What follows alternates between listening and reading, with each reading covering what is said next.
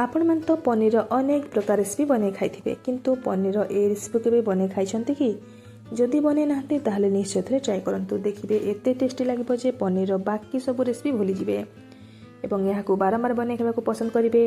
आपनक घरे जे कोनसी party function कि अकेजन रे जदि गेस्ट अछन्ते घर को बने कि खुआई परिबे बहुत रिचनेस ऐड करिथाए।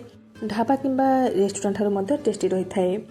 बनिबा बहुत सहज खूब कम सामग्री रे घरे थिबा बेसिक मसला रे बनिथाए।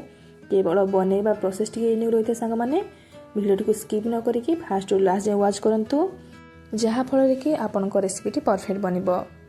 ए रेसिपी को बनैया पय एठी देखंतु मु गैस ऑन करी गोटे कढ़े बसै नेछि। कढ़े ऐड कर दैछि गोटे कप पानी।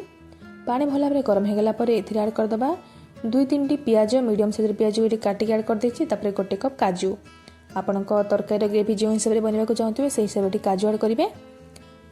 काजू एवं पियाजर कलर टिके ट्रांसपेरेंट हो गला परे माने टिके सिझी गला परे याको हम बाहर को काढी नबा एवं ठंडा हला परे हमें गोटे याको फाइन प्यूरी बनेबा। तापरे पुणे हमें गैस ऑन करी गोटे कड़े बसै नबा। तापरे ऐड कर दबा तेल भला भाबरे गरम हला परे हमें ऐड कर दबा गोटे कप काजू को गोल्डन ब्राउन कलर हेबा पर्यंत भाजी नबा। भाजी हे गला परे बाहर को काढी नबा। सेम प्रोसेस रे पनीर को मते भाजी नबा एवं काजू पनीर भाजी हे गला परे जो बळका तेल बंची थबो से तेल ऐड कर दबा किछि गोटा गरम मसला जेपर कि दालचीनी चकरी फूल तेजपत्र गोलमरीच अलैच गोटा मसला गुड़ा ऐड कर सारा परे अदा रसुण एवं कंचा लंकार छेचा को ऐड कर दबा। से मसला को किछि समय भाजीबा। मसला टी गोल्डन ब्राउन कलर हे गला परे गोटे मीडियम साइज टमाटो को ऐड कर दबा। टमाटो को मध्य किछि समय भाजीबा। टमाटो टी सॉफ्ट हे गला परे किछि गुंड मसला ऐड कर दबा जेपर कि 2 चम्मच पनीर मसला धनिया गुंड जीरा गुंड लंका गुंड काश्मीरी चिली पाउडर हळदी गुंड। तापरे गुंड मसला को किछि समय भाजीबा। मसला टी भाजी हे गला परे एथरे अल्प टिके पानी दे कसिबा। तापरे स्वाद अनुसार लुण दे कमे कवर कर दबा जहा फल कि मसला टी भला भाबरे कसी हे जिवो। देखंतु सांग माने एठी मसला टी भला भाबरे कसी हे गलानी।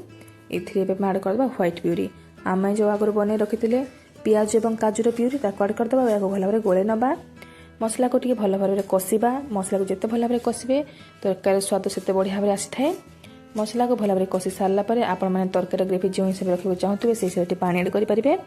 पानी ऐड करसला परे कि समय फुटेबा आ एठी हम मन रखिबे गरम पानी ऐड करिवे। गरम पानी ऐड करबा द्वारा तरकारी टेस्ट बढ़ी थाए।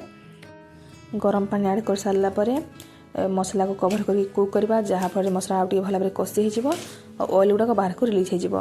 एठी देखंतु मसला केते बढ़िया भाबरे कसी जाईची। एबे हम ए स्टेज रे पनीर आ काजू को ऐड कर दबा और याको भला भाबरे कोली नबा। तापर याको मध्य खलारा में एमती 5 मिनिट लो फ्लेम रे कसिबा। भला भाबरे कसी हे गला परे एथि ऐड कर फ्रेश क्रीम 2-4 चम्मच। तापर किछि कटा धनिया पत्र गोटे चम्मच चीनी ऐड करबा द्वारा तरकारी रो टेस्ट बैलेंस करथाए बहुत रिचनेस ऐड करथाए। और याको भला भाबरे गोळे नबा।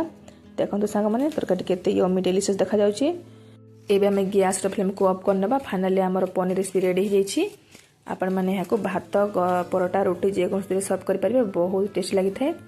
विश्वास करंतु सांग माने ढाबा रेस्टोरेंट रो मते बहुत टेस्टी लागि थाए। थोड़े निश्चय ट्राई करंतु आ केमती लागिला मते कमेंट माध्यम निश्चय जणांतु। जदि भल लागि थाए ताहले मो चैनल को लाइक सब्सक्राइब कर दियंतु।